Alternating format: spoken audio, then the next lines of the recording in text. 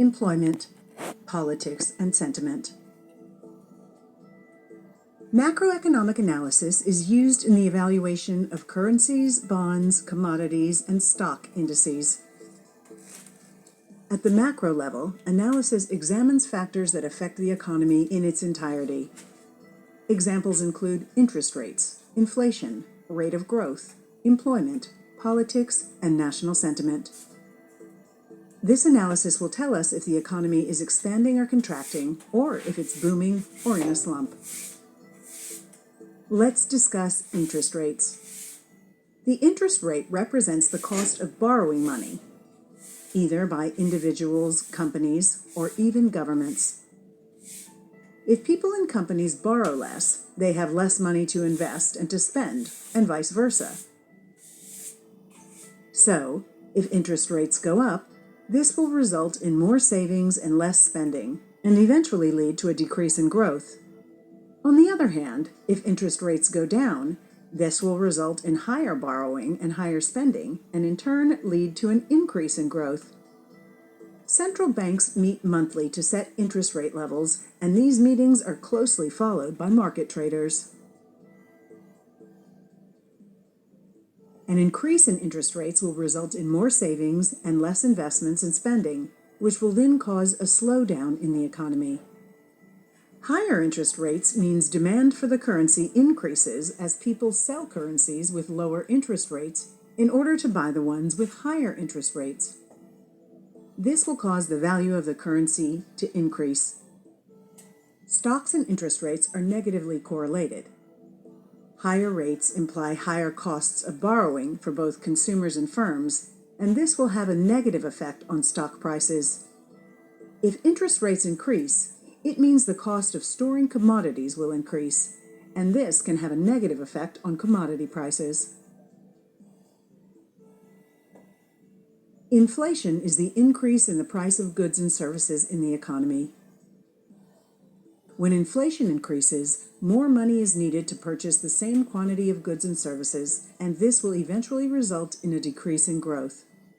A typical measure of inflation is the Consumer Price Index, or CPI, which measures the changes in the price of a market basket of goods. Another measure of inflation is the Producer Price Index, PPI, which measures the change in the production prices of goods and services. Inflation has a direct effect on the economy, and this is because high inflation rates will prompt central banks to increase interest rates. Central banks use interest rates to control inflation. An increase in inflation will have the same effect as interest rates on the markets, with the exception of commodities. When inflation increases, central banks tend to increase interest rates, and this causes an increase in the value of the currency. Inflation affects the competitiveness of an economy. Inflation increases exports due to higher costs of goods and services, and this will have a negative effect on the profitability of firms and their stock prices accordingly. Commodities are goods, and therefore their prices usually rise when inflation is accelerating. Growth measures the health of an economy through the increase in goods and services produced, and can be monitored through the following indicators. The most important way to measure growth is by the Gross Domestic Product, GDP, which measures the value of all goods and services produced within a country.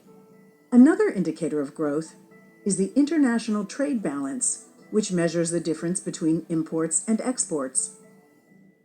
The retail sales also measures growth through consumer expenditure, and it is used to assess the direction of an economy.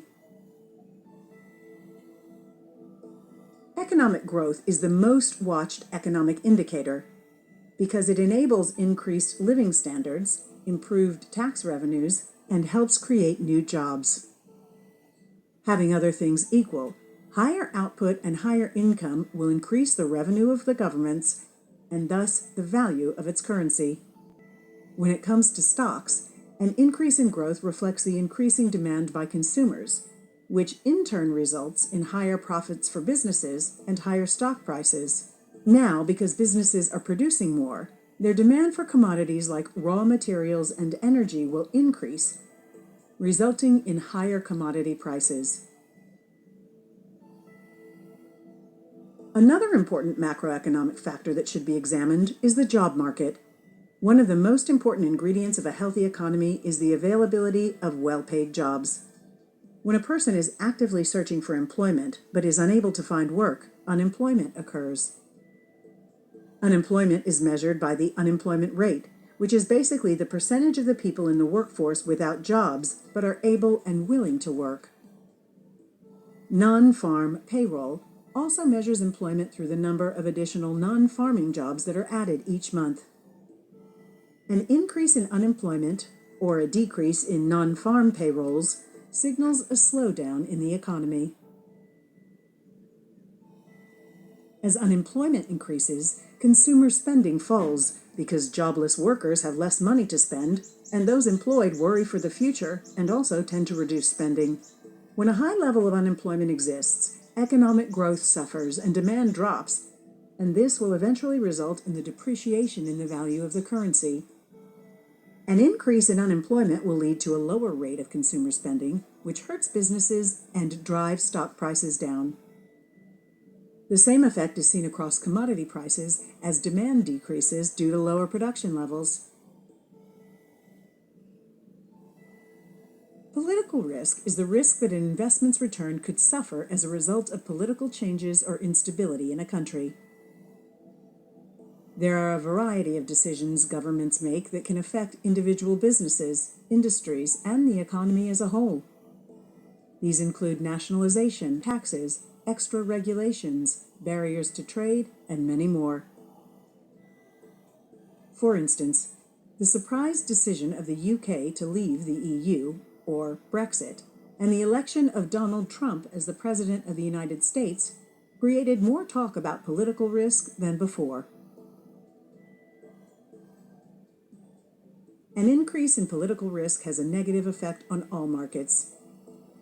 Declining confidence and increased uncertainty lead to a drop in the value of a currency. When it comes to stocks, this will also affect businesses negatively as stock prices decrease.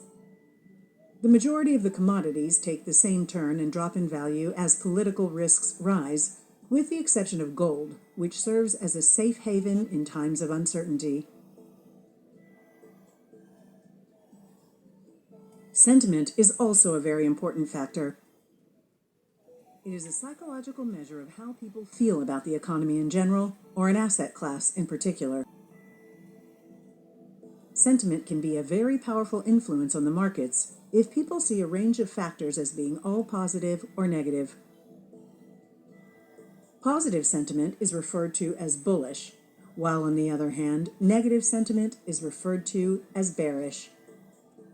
Both the Purchasing Managers' Index, PMI in the USA, and IFO, a report by the Institute for Economic Research in Europe, measure the business manager's sentiment regarding the economy, while the Consumer Sentiment Index measures the consumer's opinion and feelings toward the financial health.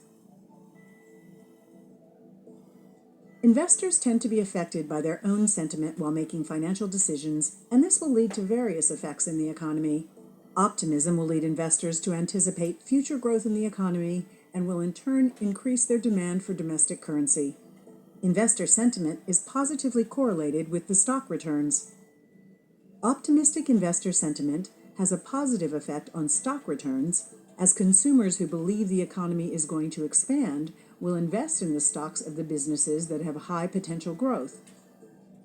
Eventually, this will also drive the demand for commodities, which in turn tend to appreciate in value. The above indicators provide us with a view on the current and future prospects of the economy. Changes in the above fundamentals will directly affect the valuation of currencies, bonds, commodities, and stocks.